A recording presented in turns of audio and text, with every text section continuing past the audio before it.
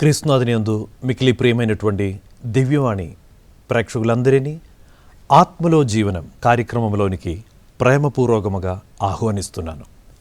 ఈరోజు ఆత్మలో జీవనం కార్యక్రమం ద్వారా దేవుడు మనకు తెలియచేయాలని ఇష్టపడుతున్నటువంటి ఆధ్యాత్మికమైన విషయములను ధ్యానించుటకు, స్వీకరించుటకు మనమందరం ప్రార్థనాపూర్వకముగా సిద్ధపడతాం.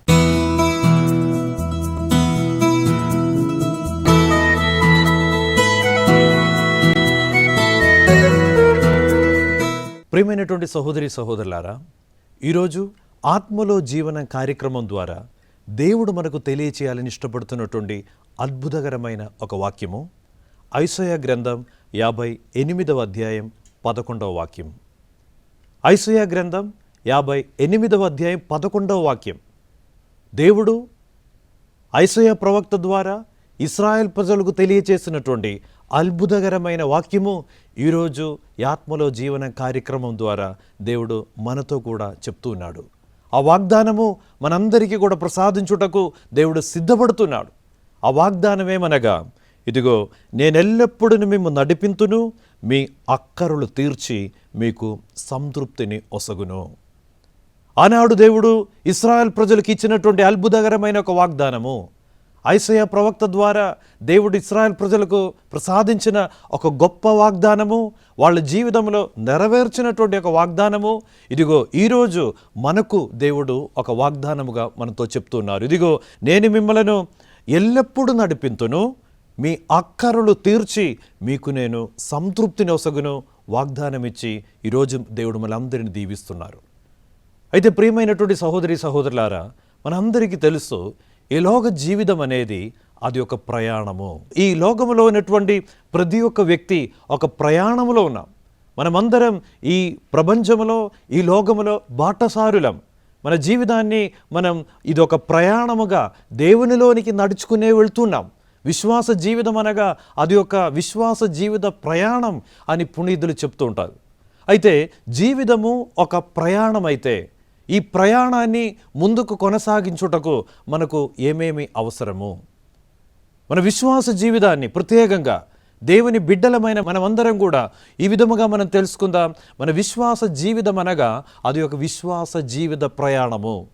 ఈ విశ్వాస జీవిత ప్రయాణములో ఏమేమి విషయాలు కలిగి ఉంటేనే ఈ యొక్క జీవితాన్ని మనం దేవుడు కోరుకునే విధముగా తృప్తిగా సంతోషముగా మనం జీవించగలము. ఈ జీవితం మనం కోరుకునే విధముగా, దేవుడు మనలో నుండి కోరుకునే విధముగా, దేవుని చిత్తానికి అనుగుణముగా జీవించి దేవునిలో చేరాలంటే మనందరిలో కూడా అవసరమైనటువంటి 3 ఆశీర్వాదాలు ఏంటంటే, మనమందరం కూడా నిరీక్షణ కలిగి ఉండాలి. ఇహలోక జీవితంలో మనం జీవిస్తుండగా మనమందరం కూడా నిరీక్షణ కలిగి ఉండాలి. మన నిరీక్షణ ఎక్కడి నుండి వస్తుంది? మన నిరీక్షణ దేవుడి నుండి వస్తుంది. మనమందరం దేవుణ్ణి ఆధారపడుతున్నాం.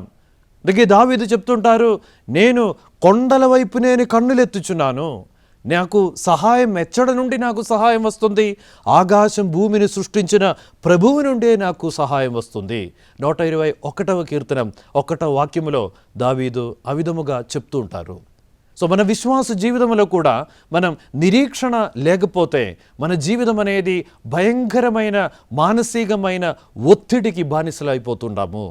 ఈరోజు దేవుడు మనందరికీ కూడా హెచ్చరిస్తున్నటువంటి ఒక విషయం ఏమిటంటే, ఇహలోక జీవితంలో నీ ప్రయాణాన్ని, నీ జీవితాన్ని నువ్వు కొనసాగిస్తుండగా నువ్వు నిరాశపడవద్దు, నువ్వు నిరుత్సాహపడవద్దు, నిరీక్షణ కలిగి ఉండము.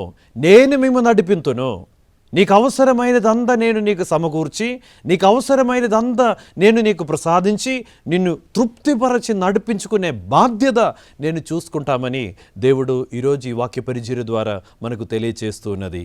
అందుకే ప్రియమైనటువంటి సహోదరి సహోదరులారా, మనమందరం నిరీక్షణ కలిగి ఉండాలని మనల్ని నడిపించేవాడు ఒకడున్నాడు.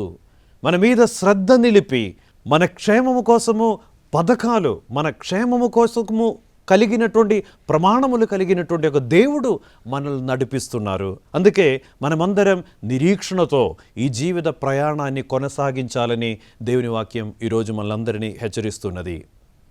అదేవిధముగా ఈ జీవితం మనం ముందుకు కొనసాగించుటకు మనకు అవసరమైన రెండవ విషయం ఏమిటంటే, మనందరిలో కూడా ఒక ధైర్యం ఉండాలి. మనమందరం కూడా ధైర్యంతో ఈ జీవితాన్ని మనం ఫేస్ చేస్తూ ఉండాలి. జీవితంలో ఎటువంటి పరిస్థితులు ఎదురైనప్పటికీ కూడా పౌలు ఈ విధముగా చెప్తుంటారు, క్రీస్తు అనుగ్రహించు శక్తిచే ఎట్టి పరిస్థితిను ఎదుర్కొనే బలము నాకున్నది. అది అతనిలో పవిత్రాత్మ దేవుడు నింపినటువంటి ఒక ధైర్యం. ఇది ఈరోజు దేవుని వాక్యం మనకు నేర్పిస్తున్నటువంటి ఒక విషయం. నీ విశ్వాస జీవిత ప్రయాణంలో నువ్వు ధైర్యంతో నీ జీవితాన్ని కొనసాగిస్తున్నావా? పౌలు వలె క్రీస్తు అనుగ్రహించి శక్తిచే ఎట్టి పరిస్థితిని ఎదుర్కొనే బలము నాకున్నది, ఆ ధైర్యం కలిగి నువ్వు జీవిస్తున్నారా?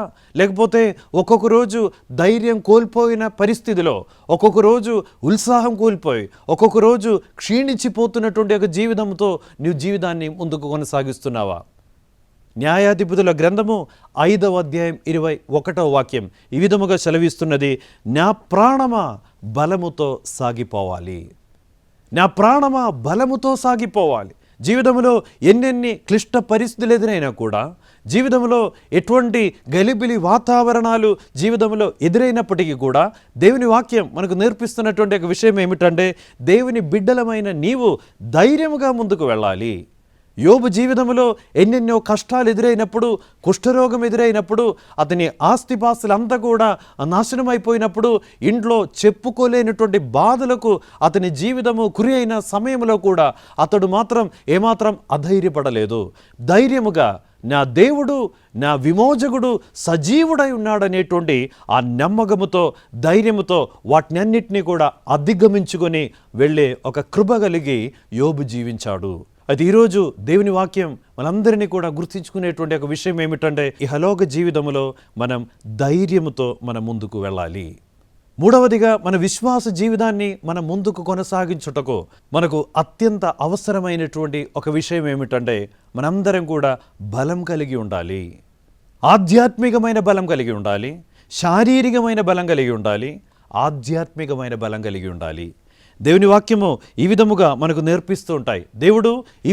దేవుని వాక్యం సెలవిస్తున్నది, దేవుడు అలసిపోయిన వారికి శక్తిని, దుర్బలులకు బలమును దయచేయువాడు. సో మనకు బలం ఎక్కడ నుండి వస్తుంది? కొన్నిసార్లు జీవితంలో ఎదురవుతున్నటువంటి పరిస్థితులను చూసి, జీవితం మనకు అప్పగిస్తున్నటువంటి కొన్ని బరువును మోసి అలసిపోతున్నటువంటి పరిస్థితులు జీవితంలో ఎదురవుతూ ఉంటాయి. ఈ యొక్క వాక్య పరిచర్య మధ్యలో కూడా మీలో ఎవరైనా అలసిపోయిన పరిస్థితిలో మీరున్నారా? జీవితం అప్పగించినటువంటి కొన్ని బరువును మోయలేక క్షీణించిపోయినటువంటి పరిస్థితిలో మీరున్నారా? దేవుని వాక్యము నమ్మండి. దేవుని వాక్యం సెలవిస్తున్నది, నువ్వు విశ్వసించే దేవుడు, నువ్వు ఆరాధించే దేవుడు, నువ్వు నమ్ముకునే దేవుడు, ఆ దేవుడు అలసిపోయిన వారికి శక్తిని, దుర్బలులకు బలమును దయచేయువాడు. అలసిపోయిన వారికి శక్తినిచ్చే దేవునితో, దుర్బలమైపోతున్నటువంటి జీవితములకు నూతనమైన బలము ప్రసాదించే దేవునితో నీవు మొరపెట్టుము. ఇదిగో నీ జీవితము సక్రమంగా, నీ జీవితము అది మంచి కార్యాలతో, శుభ రీతిలో నీ జీవితము కొనసాగించుటకు అవసరమైన ధైర్యమును, ఆ బలమును, ఆ నిరీక్షణను దేవుడు ఈరోజు మీకు ఇవ్వబోతున్నారు. అందుకే దేవుడు ఇశ్రాయేల్ ప్రజలకు ఇచ్చినటువంటి ఒక వాగ్దానం, నేను ఎల్లప్పుడూ మిమ్ము నడిపింతును, ఎల్లప్పుడూ నడిపిస్తాను. నీకు ఆరోగ్యం ఉన్నప్పుడు నేను నడిపిస్తాను, ఆరోగ్యం లేనప్పుడు కూడా నేను నడిపిస్తాను. నీ చేతిలో డబ్బు ఉన్న సమయంలో నిన్ను నడిపిస్తాను, డబ్బు లేని సమయంలో కూడా నడిపిస్తాను. నువ్వు బానిసగా ఉన్న రోజుల్లో నేను నిన్ను నడిపిస్తాను, బానిసత్వం నుండి బయటికి తీసుకొచ్చిన తర్వాత కూడా నేను మిమ్మల్ని నడిపిస్తాను. అందుకే హీబ్రూ లేఖనము 13వ అధ్యాయము 5వ వాక్యం దేవుని వాక్యం సెలవిస్తున్నది, నేను మిమ్ము విడువను ఎడబాయను. I will never leave you nor forsake you. అది దేవుడిచ్చినటువంటి అద్భుతకరమైన ఒక వాగ్దానం బైబిల్లో. ఎటువంటి పరిస్థితిలో మనం ఉండినా కూడా మర్చిపోవద్దు, నా దేవుడు అన్ని పరిస్థితుల్లో కూడా. అందుకే దేవుడు చెప్తున్నాడు, నేను ఎల్లప్పుడూ మిమ్ము నడిపింతును. మీరు అగ్నిగుండములో నడుచుకునే సమయంలో నేను మిమ్ము నడిపిస్తాను. నీటి మీద నడుచుకునేటప్పుడు ఆ నీటి మీద నీ చేయి పట్టుకుని నేను నడిపిస్తాను. ఎడారిలో నడుచుకునేటప్పుడు ఎడారిలో కూడా నడిపిస్తాను. ఎర్ర సముద్రం మధ్యలో నడుచుకునేటప్పుడు ఎర్ర సముద్రం మధ్యలో కూడా నేను నడిపిస్తాను. అన్ని సమయాల్లో కూడా మనలను నడిపించుటకు ఇష్టపడేవాడు మనం ఆరాధించే దేవుడని ఈరోజు దేవుని వాక్యం మనకు సెలవిస్తున్నది. సో దేవుని యొక్క నడిపింపు ప్రసాదించుటకు దేవుడు ఇష్టపడుతున్నాడు. సో దేవుని యొక్క ఇష్టాన్ని మనం ఏ విధముగా స్పందించాలి? దేవుడు ఇశ్రాయేల్ ప్రజల నుండి కోరుకునేటువంటి ఒకే ఒక కార్యము, నువ్వు దేవునికి లోబడాలి. ఆ లోబడు తత్వము, దేవునికి విధేయత చూపించి నువ్వు జీవించుము. ఎటువంటి పరిస్థితిలో నువ్వెక్కడుండినా కూడా నిన్ను విడిచే ఆ దేవుడు కాదు. నువ్వు దేవునికి విధేయుడై ఆ దేవుని పట్ల ఆ లోబడే తత్వంతో నీ జీవితాన్ని ఆ విధేయత కలిగి నువ్వు జీవించిన ఎడల ఎట్టి పరిస్థితిలో నువ్వు ఉండినా, ఎడారిలో ఉండినా, అగ్నిగుండం మీద ఉండినా, నీటిలో ఉండినా, ఆ దేవుడు నీ చేయి పట్టుకొని ఆ దేవుడు నిన్ను నడిపిస్తాడు. ఆ దేవుని యొక్క నడిపింపులో నీ జీవితం ఉన్నప్పుడు రెండవ వాక్యం సెలవిస్తున్నది, ఆ దేవుడు నీకు తృప్తిని, సంతృప్తిని ప్రసాదిస్తాడు. సో ఈ రోజుల్లో మనం చూస్తుంటే చాలామంది సంతృప్తి లేక, తృప్తి లేక బ్రతికే వాళ్ళు చాలామంది ఉన్నారు. ఈ లోకంలో, ఈ సమాజంలో కూడా చాలామంది తృప్తి లేకుండా బ్రతికే వాళ్ళు చాలామంది ఉంటున్నారు. ఒకవేళ వాళ్ళ చేతిలో డబ్బు ఉండవచ్చు, పెద్ద ఇంట్లో ఉండవచ్చు, కారు ఉండవచ్చు, అన్ని సౌకర్యాలు భౌతికంగా చూసినట్లయితే చాలా విలాసవంతమైన జీవితము జీవించుటకు అన్ని సౌకర్యాలు ఉన్నప్పటికీ కూడా ఈ రోజుల్లో చాలామంది మనసులో మాత్రం తృప్తి లేకుండా బ్రతికే వాళ్ళు చాలా పెరిగిపోతూనే ఉన్నాయి. వాళ్ళ నెంబరు మాత్రం రోజు రోజుకి చాలా పెరిగిపోతూనే ఉంటాయి. సో ఆ తృప్తి అనేది, ఆ సంతృప్తి అనేది, ఆ సంతోషం అనేది అది ఇచ్చేవాడు మన దేవుడే. అందుకే బైబిల్లో లూకాసు వార్త 19వ అధ్యాయంలో 1 నుండి 10 వరకు వాక్యములో మనం చూస్తున్నాము. దేవుడు జక్కయ్యతో మాట్లాడుతున్నాడు. జక్కయ్య అనేటువంటి ఒక వ్యక్తి మనకందరికీ తెలిసినటువంటి ఒక వాక్య భాగము.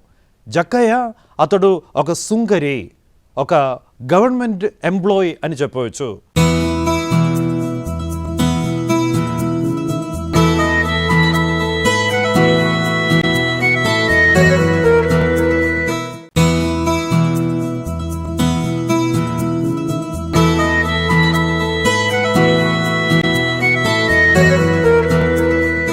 ప్రభుత్వ ఉద్యోగం చేస్తున్నటువంటి ఒక వ్యక్తి జక్కయ్య. ఆయన చేతిలో డబ్బు ఉన్నది, ఆయనకు బట్టలు ఉన్నాయి, ఆయనకు ఇల్లు ఉన్నాయి, ఆయనకి ఒక కుటుంబం ఉన్నది. అంతా కూడా ఈ లోకములో అవసరమైనదంతా కూడా ఆయన చేతిలో ఉన్నది. ఆయనకి తక్కువగా ఏమీ లేదు. శారీరకమైనటువంటి అవసరాలన్నింటినీ కూడా అతడు సంపాదించుకున్నాడు. అన్ని డబ్బుతోనే, మంచి ఒక ఉద్యోగంతోనే, మంచి పేరుతోనే జీవిస్తున్నారు. కానీ అతని మనసులో మాత్రం తృప్తి లేకుండా తిరుగుతున్నాడు. ఆ తృప్తి లేకుండా తిరుగుతున్నాడు. ఒకనాడు అతని మనసులో ఒక ప్రేరేపణ కలిగింది, ఇదిగో దేవుడు వస్తున్నారు, ఆ దేవుడిని నేను చూడాలి. ఆయన చుట్టుపక్కల ఉన్న వాళ్ళందరూ కూడా, ఒకవేళ అతని చుట్టుపక్కల గ్రామస్తులందరినీ కూడా చూస్తే అందరూ దేవుని వెనక తిరుగుతున్నారు, యేసుప్రభు వెనక తిరుగుతున్నారు. వాళ్ళ చేతిలో, ఈయన చేతిలో ఉన్నంత డబ్బు లేదు, ఈయన చేతిలో ఉన్నంత భౌతికమైన సంపదలు లేదు. కానీ దేవుని వెనక తిరిగే వాళ్ళందరిలో జక్కయ్య చూసినటువంటి ఒక ప్రత్యేకత ఏంటంటే వాళ్ళందరూ కూడా తృప్తిగా బ్రతుకుతున్నారు. సో ఒకవేళ జక్కయ్య దేవుణ్ణి వెతకుటకు కారణం ఏమిటంటే, దేవా తృప్తితో నేను కూడా జీవించాలి. నా ఇరుగు పొరుగు వాళ్ళందరూ, నా గ్రామస్తులందరూ, వాళ్ళందరూ నిన్నే నమ్ముతున్నారు, నీ వెనకే నడుస్తున్నారు. అయితే వాళ్ళందరి జీవితంలో నేను గమనించిన ఒక ప్రత్యేకత ఏంటంటే, డబ్బు లేకపోయినా, ఆస్తిపాస్తులు లేకపోయినా వాళ్ళందరూ కూడా తృప్తితో జీవిస్తున్నారు. అయితే నేను నమ్ముతున్నాను, ఒక జీవితాన్ని తృప్తిపరచువాడు నువ్వొక్కడే. ఆ ఆలోచనతో ఇదిగో జక్కయ్య కూడా దేవుణ్ణి వెంబడించాడు. ఆ ఒక ఆలోచనతో జక్కయ్య కూడా ఆ దేవుణ్ణి చూసి ఒకసారి మాట్లాడాలని, ఒకసారి ఆ దేవుణ్ణి దర్శించుకుంటే నేను ఆ తృప్తిని పొందుకుంటారని ఉద్దేశంతో ఇదిగో ఒక మేడు చెట్టు పైన ఎక్కి కూర్చున్నాడు. దేవుడు వస్తున్నాడు. ఆ చెట్టు క్రింద దేవుడు నిలిచి జక్కయ్యని పిలిచి దేవుడు అతనితో మాట్లాడాడు. దేవుడు మాట్లాడిన తర్వాత జక్కయ్య యేసుప్రభుని వాళ్ళ ఇంటికి ఆహ్వానించారు. ఇంటికి ఆహ్వానించినప్పుడు ఆ దేవుని యొక్క ఆ మహిమాన్యుతమైనటువంటి ఆ దివ్యమైన వెలుగుతో ఆ కుటుంబము, ఆ కుటుంబ వాతావరణం అంతా కూడా ఆ దేవుడు ఆ దివ్యమైన వెలుగుతో దేవుడు నింపినప్పుడు ఇదిగో జక్కయ్య దేవునితో చెప్తున్నాడు, దేవా ఇన్నాళ్ళ వరకు కూడా నిన్ను తెలియకుండా, దేవా ఇన్నాళ్ళ వరకు కూడా చీకటికి తగిన ఒక వ్యక్తిగా నేను బ్రతికాను. కానీ ఈరోజు నన్ను నేను పూర్తిగా నీకు నేను విధేయత చూపించి నేను బ్రతుకుతాను. అతని జీవితము అతని దేవుని యొక్క పాదాల చెంత సమర్పించుకుంటున్నాడు. ఇదిగో ఆ దేవుడు అతనిని తృప్తిపరుస్తున్నాడు. ఆ రోజు వరకు కూడా డబ్బు జక్కయ్యకి ఇవ్వలేనటువంటి ఒక తృప్తి, ఆ రోజు వరకు కూడా అతడు భుజించినటువంటి భోజనం అతనికి ఇవ్వలేనటువంటి ఒక తృప్తి, ఆ రోజు వరకు కూడా అతని యొక్క ఉద్యోగము, సమాజము అతనికి ఇవ్వలేనటువంటి ఒక తృప్తి, సంతోషము దేవుడు అతని ఇంటికి వచ్చినప్పుడు, ఆ దేవునికి తన జీవితాన్ని అర్పించుకునేటప్పుడు అతడు పొందుకుంటున్నాడు. ఇదిగో దేవుడు మనకిచ్చే వాగ్దానము, నేను మిమ్మల్ని నడిపింతును, మీ అక్కరలు తీర్చి నేను మీకు సంతృప్తి ఒసగను. ప్రియమైనటువంటి సహోదరి సహోదరులారా, మానవుడు అనేది శరీరం, మనస్సు, ఆత్మ కలిగినటువంటి వ్యక్తులు. మనందరిలో కూడా ఆత్మ ఉన్నది, శరీరం ఉన్నది, మనస్సు ఉన్నది. అందుకే దేవుడు చెప్తుంటారు, జీవమునిచ్చేదే ఆత్మ, శరీరము నిష్ప్రయోజనము. శరీరానుసారం మాత్రం నువ్వు జీవించి, శరీరానుసారం మాత్రము నువ్వు సంపాదించుకొని ఈ ప్రపంచంలో జీవించినా నీకేం లాభం లేదు. దేవుడు అంటున్నారు, ఆత్మకు బదులుగా మీరు ఏమివ్వగలరు? సో మనందరికీ కూడా శారీరకంగా మనందరూ కూడా ఆ తృప్తితో మనం బ్రతకాలి. బట్టలు ఉండాలి, మనకు తినుటకు భోజనం ఉండాలి, వేరే భౌతికమైన ఆ సంపదలు, సౌకర్యాలు అంతా దేవుడు మనకు ప్రసాదిస్తాడు. దానితో పాటు ముఖ్యమైన ఒక ఆశీర్వాదము దేవుడు ప్రసాదించేదే మానసికమైన సంతోషం దేవుడు ప్రసాదిస్తాడు. దేవుని వెంబడించిన వాళ్ళందరిలో కూడా మానసికమైన తృప్తిని దేవుడు నింపుతారు. మనశ్శాంతితో బ్రతికే ఆశీర్వాదం దేవుడు ఇస్తాడు. అంతేకాదు, దేవుడు ఆత్మ అభిషేకముతో మా అందరినీ కూడా దీవిస్తారు. ఈరోజు మనం ప్రార్థించాలి, దేవుడు నేను మిమ్మల్ని అందరినీ నడిపింతును, మీకు సంతృప్తిని ఒసగును అని చెప్పగా, శారీరకమైన నీళ్లు, భోజనం, బట్టలు, శరీరానికి సంబంధించిన విషయాలతో మాత్రం ఆశీర్వదించుటకు సిద్ధపడే దేవుడు కాదు. ఇదిగో మనసుకు అవసరమైన శాంతిని, మనసుకు అవసరమైన సంతోషాన్ని, తృప్తిని దేవుడు ప్రసాదిస్తాడు. ఆత్మకు అవసరమైన బలాన్ని, ఆత్మకు అవసరమైన కృపను కూడా దేవుడు ప్రసాదించి సంపూర్ణమైన తృప్తితో మన జీవితం జీవించే విధముగా ఆ దేవుడు మన జీవితాలను ఆశీర్వదిస్తారని దేవుని వాక్యం సెలవిస్తున్నది. మరొకసారి ఆ వాక్యాన్ని మనం వింటాం. నేను ఎల్లప్పుడూ మిమ్మల్ని నడిపింతును, మీ అక్కరలు తీర్చి నేను మీకు సంతృప్తి ఒసగును. అందుకే ఈరోజు ఈ యొక్క వాక్య పరిచర్యల మధ్యలో మనం తీసుకోవాల్సినటువంటి ఒక నిర్ణయం ఏమిటంటే, దేవుని వాక్యం మనం వినట్లుగా న్యాయాధిపతుల గ్రంథం 5వ అధ్యాయం 21వ వాక్యం మనకు చెప్పినట్లుగా, ఇదిగో నా ప్రాణమా బలముతో సాగిపోము. ఈరోజు దేవుడు మనందరినీ కూడా గుర్తు చేస్తున్నాడు. దేవుడు మనల్ని పిలిచేదే ఆగిపోవటానికి దేవుడు మనల్ని పిలవలేదు, కానీ ముందుకు బలముగా, ధైర్యముగా, నిరీక్షణతో సాగిపోవాలని దేవుడు మనల్ని చూసి దేవుడు ఇష్టపడుతున్నారు. దానికోసము దేవుడు మనందరినీ కూడా ఆహ్వానిస్తున్నారు కూడా. పాత నిబంధనలో మనం చూసినట్లయితే నిర్గమకాండం 14వ అధ్యాయంలో మనకందరికీ తెలిసినటువంటి ఒక సన్నివేశం చక్కగా అక్కడ వివరించబడుతున్నది. సో అక్కడ మనం చూసినట్లయితే ఇశ్రాయేలు ప్రజలు, మోషే, ఇశ్రాయేల్ ప్రజలందరం కలిసి ఆ ఒక ఎర్ర సముద్రాన్ని దాటుట, ఆ గొప్ప అద్భుతాన్ని మనం అక్కడ చూస్తున్నాము. ఇశ్రాయేల్ ప్రజలు, మోషే కూడా ఆ ఒక ఎర్ర సముద్రం ముందు వచ్చి నిలబడుతున్నారు. ఎర్ర సముద్రాన్ని చూసి భయపడ్డారు. ఆ భయపడే సమయంలో మోషే ఆ ప్రజలందరూ కూడా మొరపెట్టి బిగ్గరగా ఏడుస్తున్నారు. ఆ సమయంలో మోషే కూడా దేవుని సన్నిధిలో మొరపెడుతున్నారు, దేవా, ఎర్ర సముద్రాన్ని దాటి మేము వెళ్ళలేకపోతున్నాము. దేవుని సన్నిధిలో మోషే ఎర్ర సముద్రాన్ని చూపించి, దేవా, ఇది మా యొక్క ప్రయాణములో ఆటంకముగా ఎర్ర సముద్రం ఏర్పడింది, ఎర్ర సముద్రాన్ని దాటి వెళ్ళుటకు సహాయం చేయము అని చెప్పినప్పుడు, ఇదిగో వాగ్దానం ఇచ్చిన దేవుడు మరలా దిగివచ్చి అద్భుతకరమైన విధముగా ఎర్ర సముద్రాన్ని దాటి వెళ్ళుటకు వాళ్ళకు సహాయం చేసి ఉన్నారు. సో మోషేతో దేవుడు చెప్తున్నారు, నువ్వు భయపడవద్దు. అది మొదటి పాఠము. విశ్వాస ప్రయాణములో ఇశ్రాయేల్ ప్రజలు ఆ బానిసత్వము నుండి పాలు తేనె నిండినటువంటి స్థలంలోనికి దేవుడు నడిపిస్తుండగా, దేవుడు ఆ ప్రయాణములంతా కూడా దేవుడు ఒక్కొక్క చిన్న చిన్న ఆధ్యాత్మికమైన విశ్వాస సత్యములను వాళ్ళకు నడిపించుకొని దేవుడు తీసుకెళ్లారు. అయితే ఇశ్రాయేల్ ప్రజలు నేర్చుకునేటువంటి మొదటి పాఠము దేవుడు నేర్పించేదే ఎర్ర సముద్రం ముందర నిలిపి వాళ్ళను మొదటి పాఠం నేర్పించారు. దేవుడు నేర్పించేది ఏంటంటే, జీవితంలో ఇటువంటి కొన్ని ఆటంకాలు ఎదురవుతూ ఉంటాయి. ముందుకు వెళ్ళలేని పరిస్థితి, కొన్ని అయోమయమైనటువంటి పరిస్థితులు జీవితంలో ఎదురవుతూ ఉంటాయి. కొన్ని గందరగోళ పరిస్థితులు జీవితంలో ఎదురవుతూ ఉంటాయి. కానీ దేవుడు మోషే ద్వారా ఆ రోజు ఇశ్రాయేల్ ప్రజలకు నేర్పించినటువంటి ఒక విషయం ఏమిటంటే, ఏ ఎడారిని చూసి కూడా నువ్వు భయపడవద్దు, ఏ ఎర్ర సముద్రాన్ని చూసి కూడా నువ్వు భయపడవద్దు. నీళ్లు లేదని చెప్పి, భోజనం లేదని చెప్పి, ఒక్కొక్క ఆటంకాలను చూసి నీ యొక్క యాత్రను, నీ యొక్క ప్రయాణాన్ని అక్కడే ఆగిపోవటానికి కాదు నేను మిమ్మల్ని తీసుకొచ్చేది. వాటిని అన్నిటినీ కూడా దాటి ముందుకు నడిపించేవాడు నేను. మీ అందరూ కూడా ఆశ్చర్యపోయే విధముగా నేను మిమ్మల్ని నడిపిస్తాను. మీరు కలిగి ఉండవలసినదే నిరీక్షణ కలిగి ఉండాలి. నడిపించిన వాడు దేవుడు. ఆ దేవుడు తప్ప మనల్ని ఆపేవారు ఎవరుండరు. ఏ ఆటంకాలు కూడా మా ముందర కూడా నిలిచదు. నడిపించేవాడు దేవుడు కాబట్టి ఆటంకాలన్నింటినీ కూడా ఆ దేవుడు తొలగిస్తాడు. దేవుడు నేర్పించిన మొదటి పాఠము వాళ్ళు నేర్చుకున్నారు. నిరీక్షణ కలిగి మనం ఉండాలి, ధైర్యం కలిగి మనం ఉండాలి, బలం కలిగి మనం ఉండాలి. ఎప్పుడు కూడా ఎటువంటి పరిస్థితికి కూడా మనం భయపడకూడదని మొదటి విశ్వాస పాఠము ఆ ఎర్ర సముద్రం ముందర నిలిచి దేవుడు ఇశ్రాయేల్ ప్రజలను నేర్పించారు. ఈరోజు ఈ యొక్క వాక్య పరిచర్య ద్వారా, ఈ వాక్య పరిచర్యలో పాల్గొనేటువంటి మా అందరితో కూడా దేవుడు చెప్తున్నారు. అదేవిధముగా మన జీవితంలో కూడా ఎన్నెన్నో ఆటంకాలు, ఎన్నెన్నో ఎడుతుడుకులు, ఎన్నెన్నో ఇబ్బందికరమైన పరిస్థితులు మన జీవితంలో ఎదురయ్యే అవకాశాలు మన జీవితంలో ఉంటాయి. ఒకవేళ ఈ యొక్క వాక్య పరిచర్యలో పాల్గొని ప్రార్థించే మీ జీవితంలో కూడా కొన్ని ఆటంకాలను చూసి, కొన్ని బ్లాక్స్ను చూసి మీరు భయపడుతున్నారేమో, జీవితం ఆగిపోతున్నట్లుగా మీకు అనిపిస్తుంటారేమో. ఇదిగో దేవుడు నీకు వాగ్దానం ఇస్తున్నారు. నేను మిమ్ము ఎల్లప్పుడూ నడిపించువాడు. ఎర్ర సముద్రం ఉన్నప్పుడు నేను నడిపిస్తాం, ఎర్ర సముద్రం లేనిటువంటి సమయంలో కూడా నేను నడిపిస్తాం.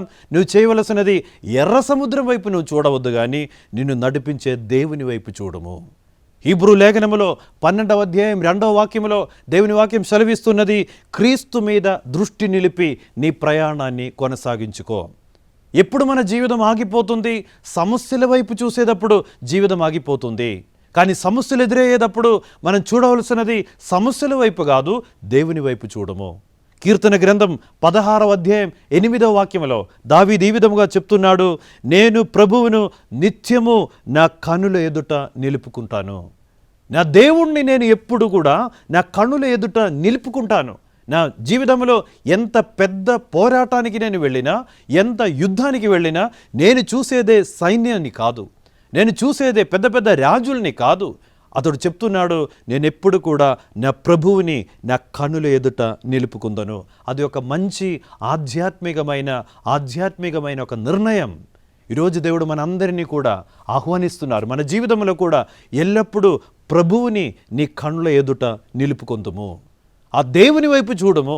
ఎర్ర సముద్రం వచ్చినా, ఎడారి వచ్చినా, అగ్నిగుండం వచ్చినా, చెరసార్లో ఉండినప్పుడు, సింహపు బోనులో నువ్వు పడినప్పుడు దేవుని వైపు చూస్తే దేవుడు ఈరోజు మనకిచ్చే గొప్ప వాగ్దానము, నేను ఎల్లప్పుడూ మిమ్ము నడిపించే దేవుడు, మీ అక్కరలు తీర్చి మీకు సంపూర్ణమైన సంతృప్తి నొసగుటకు ఇష్టపడే దేవుడు నేనే అనేటువంటి ఆ గొప్ప వాగ్దానము దేవుడు మనందరికీ కూడా ఈరోజు ప్రసాదిస్తున్నారు. కావున ప్రియమైనటువంటి సహోదరి సహోదరులారా, ఈ యొక్క వాగ్దానాన్ని మనం స్వీకరించుకుందాం.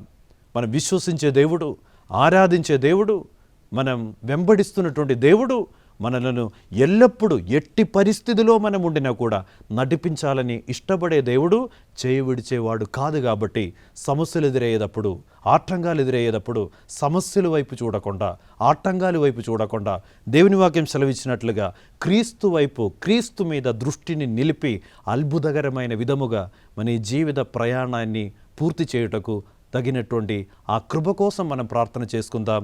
ఆ దేవుని వైపు చూస్తూ మన జీవితము సంతోషముగా, సమాధానపూర్వకముగా, తృప్తిగా పూర్తి చేసే భాగ్యము దేవుడు మనందరికీ కూడా ప్రసాదించాలని మనస్ఫూర్తిగా ప్రార్థిస్తున్నాను. ఈ యొక్క వాక్య పరిచర్యలో పాల్గొనేటువంటి మీ అందరినీ కూడా దేవుడు ఎల్లప్పుడూ నడిపించునుగాక. మీ అక్కరలు తీర్చి మీకు సంతృప్తి నొసగి అద్భుతకరమైన, విస్తారమైన భౌతిక, ఆధ్యాత్మికమైన మేలులతో దేవుడు సమృద్ధిగా దీవించి ఆశీర్వదించునుగాక. పిత, పుత్ర, పవిత్రాత్మ నామమున ఆమేన్.